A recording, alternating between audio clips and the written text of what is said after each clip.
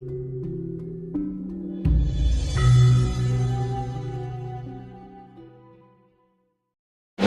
dikatakan ilmu pelet itu memang ada ya, itulah namanya apa itu, sihir. Sihir itu macam-macam. Sihir itu macam-macam, bisa dipakai pelet, bisa dipakai apa ya, menyiram-nyiram biar orang itu percaya dan sebagainya. Nah, sebetulnya ilmu pelet atau gendam itu karena orang dulu itu apa ya punya cara sendiri, akhirnya tidak ada yang bukan kok diajarkan. Kadang-kadang ya omong-omong sama teman, akhirnya dijalani.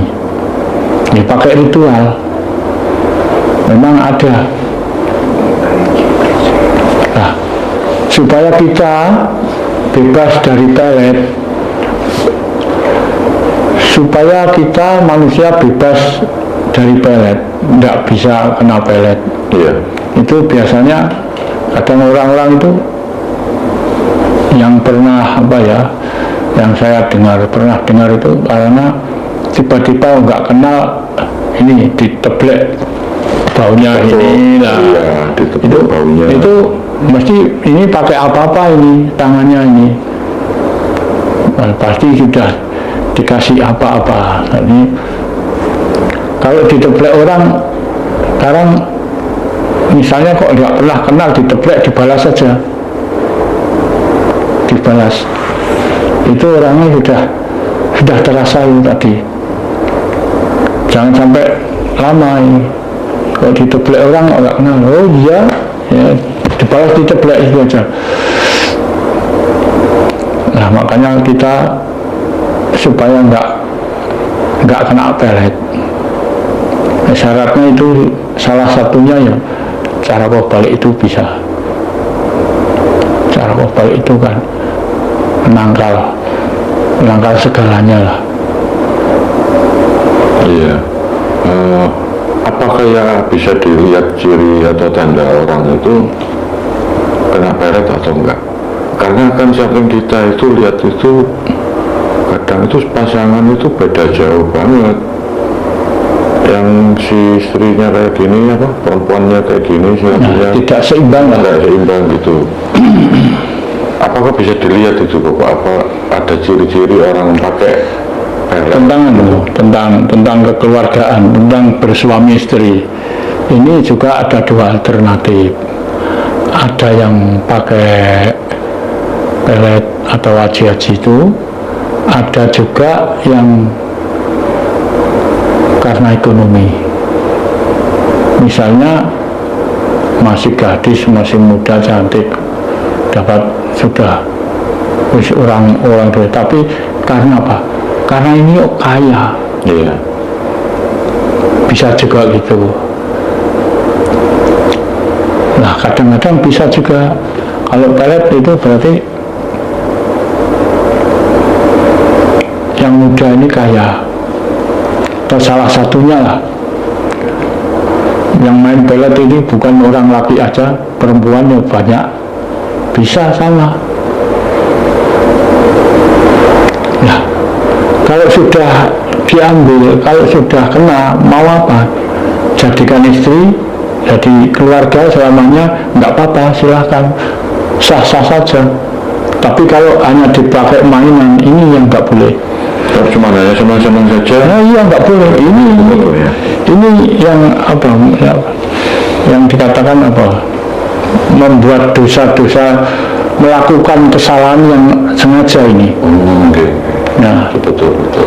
Nah, misalnya kalau ada laki perempuan sama ini, wah itu saya kaya itu ada sejaka ganteng ini, tampan ini, pokok ini harus menjadi suami saya, misalnya iya. Diambil pun, tapi ya harus taat ini digunakan sebagai suami. Tapi kalau ini hanya dipakai mainan, ini salah, ini nggak boleh ini. Dan sebaliknya, karena ilmu-ilmu ini kan tidak hanya perempuan saja, tidak hanya laki aja yang bisa melakukan.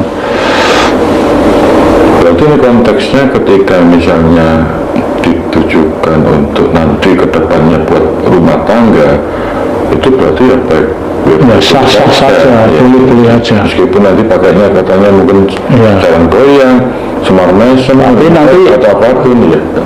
Semakin lama kan semakin biasa ini, nggak terasa tuh. Karena sudah semakin lama sudah punya anak, ini dilakukan dengan rajin. Jadi akhirnya tetap menjadi suami istri sampai tua. Oh gitu, ya. Kadang-kadang kalau nggak begitu ya, namanya rekayasa, ya, namanya rekayasa. Setelah ini punya anak, tiba-tiba bosan. Misalnya perangko dan amplopnya ini airnya sudah meledak, nggak diulangi. Nah ini, kalau tujuannya untuk suami istri ya harus dimilih selamanya untuk menjadi suami istri ya. Kan ada itu. Iya. Nah, ini kalau yang mungkin berikutnya ini malah kebalikan ini Bapak. Yang tadi untuk memelet, memikat biar mau lah. Ya. Ini saya pernah juga ada yang datang ini kepingin bisa memisahkan ingin bisa memisahkan antara pasangan ini. Itu juga pakai ilmu Jawa. Nah, seperti begini, kira-kira apa ya reaksi kita, langkah kita misalnya ketemu seperti orang ini bagaimana Bapak? Apa yang harus kita lakukan?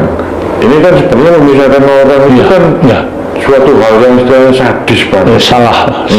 Nah, makanya kita punya pedoman gini. Ini bukan orang lain. Saya ini sudah 2-3 kali pernah dijawab orang begitu. Dan saya sadar, saya tahu kalau itu nggak benar. Makanya jangan sampai mau.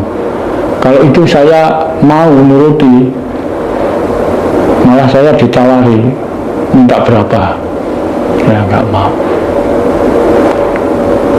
Karena saya masih sadar, jadi nggak bisa saya dibeli dengan uang kebenaran ini. Sekarang orangnya sudah meninggal,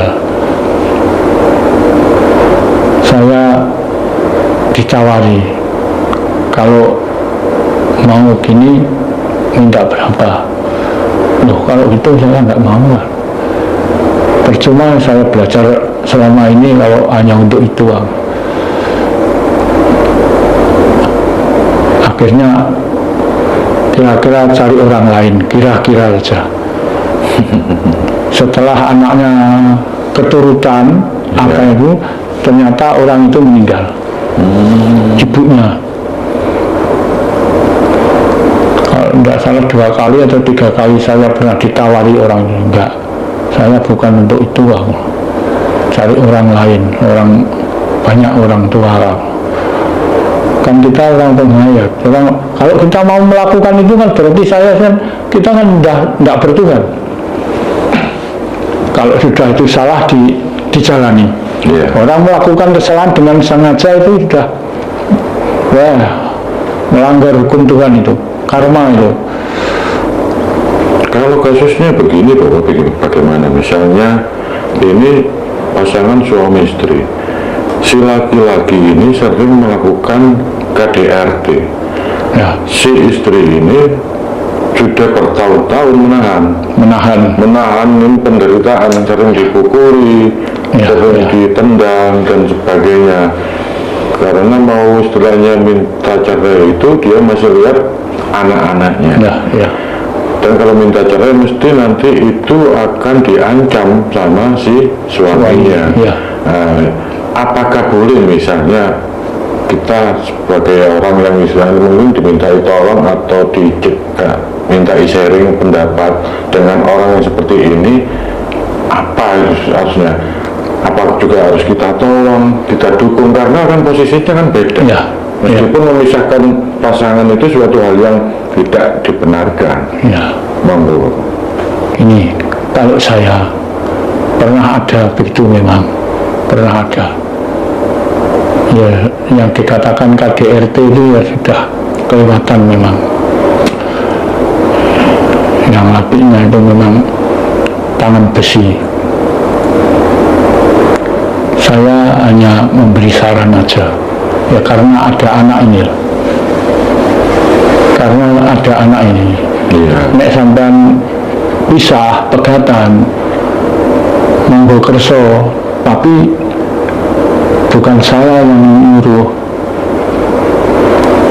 Kalau saya disuruh misahkan, saya nggak mau, dengan nyata saja. Ini nek kalau perlu lapor mudin, urusannya jadi urusan hukum. Tapi nek tentang kita, tentang kasepuan, jangan sampai memisahkan orang ini.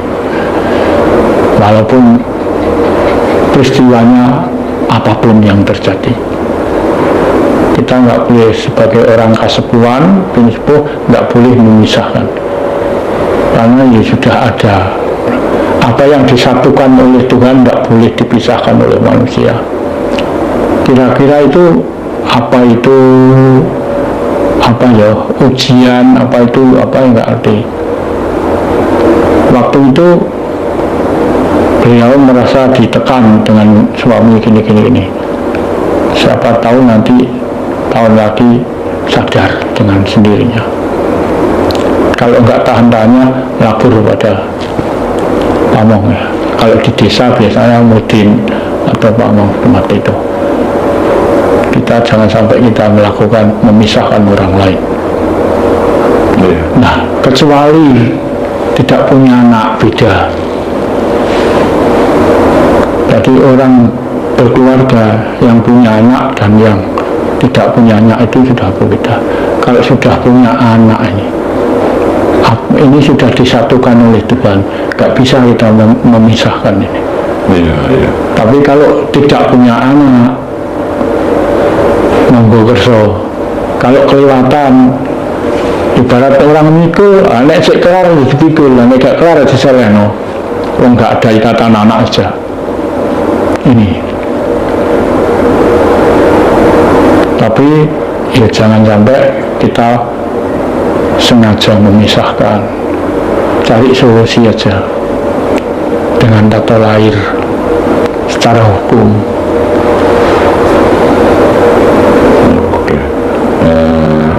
Memang kalau kita menilik untuk urusan rumah tangga ini kadang ya gampang-gampangnya.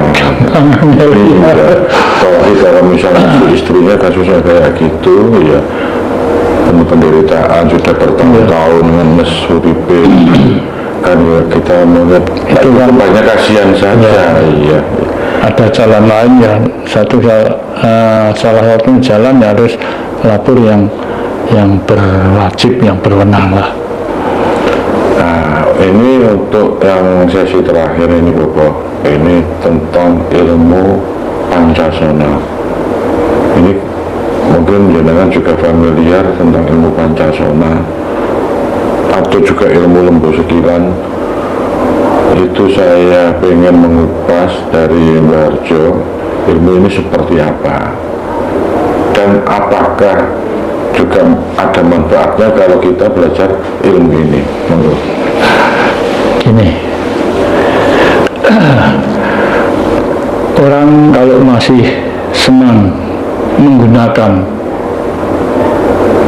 ilmu, entah itu Pancasona, entah Lembu Sekilan, entah ilmu kekebalan, itu bagian kan dari kanuragan. Itu bukan untuk mengarah ke ketuhanan. Memang ada Pancasona. Pancasona itu meninggal kalau masih di atas bumi bisa hidup kembali.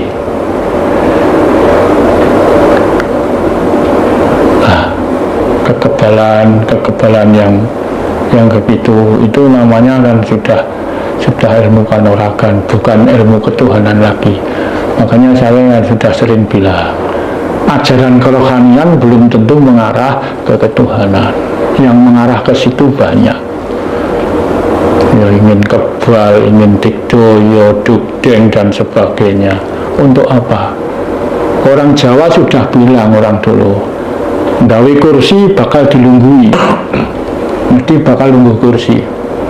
Gawe kelambi bakal nganggu, sopo gawe bakal nganggu. Nah, orang Jawa bilang sopo nandur bakal ngunduh. Nah, makanya sampai ngunduh wae pakarti, ngunduh wae panggawe. Untuk apa saya mencari ilmu kekebalan? Mau dipakai apa? Kalau masih ragu-ragu bertuhan, ya silahkan aja. Banyak, bukan itu aja. Orang-orang tua dulu banyak kalau berjalan di mana-mana diikuti dengan harimau, barang itu kan juga kanuragan. Enggak usah saya bilangnya ada. Ini menghadap ini disegani karena kelihatan buas seperti harimau. Wah, kemarin ini baru aja orang minta bukaan yang keluar harimaunya. Baru belum ada 1 bulan. Kalau misalnya ini seorang abdi negara, tentara yang ditugaskan ke tempat yang rawan seperti mungkin Papua. Saya ingat betul waktu di Timur dulu, itu kan banyak memang yang ditugaskan ke sana, terus banyak yang meninggal. Bahkan di Papua juga itu ya sekarang juga banyak yang terjadi kasus meninggal dari TNI atau polisi yang dikirim ke sana. Ketika misalnya dengan tujuan tersebut, apakah itu juga yang masih tetap tidak boleh Bapak atau disahkan? Nah, lain kalau kita petugas memang melakukan ingin mempunyai ilmu ini karena tugas posisi saya sebagai tentara, boleh saja, kan tidak untuk apa ya, dan untuk semaunya sendiri lah, boleh pala, sama saja. Tentara itu sudah dibawa senjata berdiri untuk apa? Kan untuk penyelamatan diri sendiri. Tidak semua diberdiri, tidak semua ditembaki, kan itu. Makanya untuk apa? Seperti santet itu tadi, kalau disalahgunakan ya salah. Kalau kita pintar santet itu, ayo penjajah yang santet aja penjajah. Nah, untuk menjaga ketentraman kita punya kok, untuk menjaga keamanan. Pulau Jawa sebelah timur, sebelah barat, tengah-tengah itu ada, nggak apa-apa, tapi gunakanlah yang benar. Nah, semua kan untuk penggunaan. Jadi nggak apa-apa kalau misalnya memang dipakai oleh aparat memang. Iya, aparat boleh. Nah, tapi jangan semena-mena. Kalau jangan mengandalkan saya punya ini. Nah, dunia ini lengkap. Terima kasih. Tinggal kegunaannya. Untuk sesi kali ini mungkin bisa ditutup karena program kita sudah durasinya sudah cukup. Mungkin bisa juga closing statement dari jenengan. Silakan Bapak. Ya, terima kasih para pemirsa, pendengar di mana saja, khususnya warga SS dan umumnya semua para penghayat. Saya mengucapkan terima kasih atas kemauannya untuk mengikuti acara ini. Dan sekali lagi, bila ada kekurangan dan kelebihan yang agak menonjol, kelebihan kata-kata atau kekurangan yang berarti, saya minta maaf.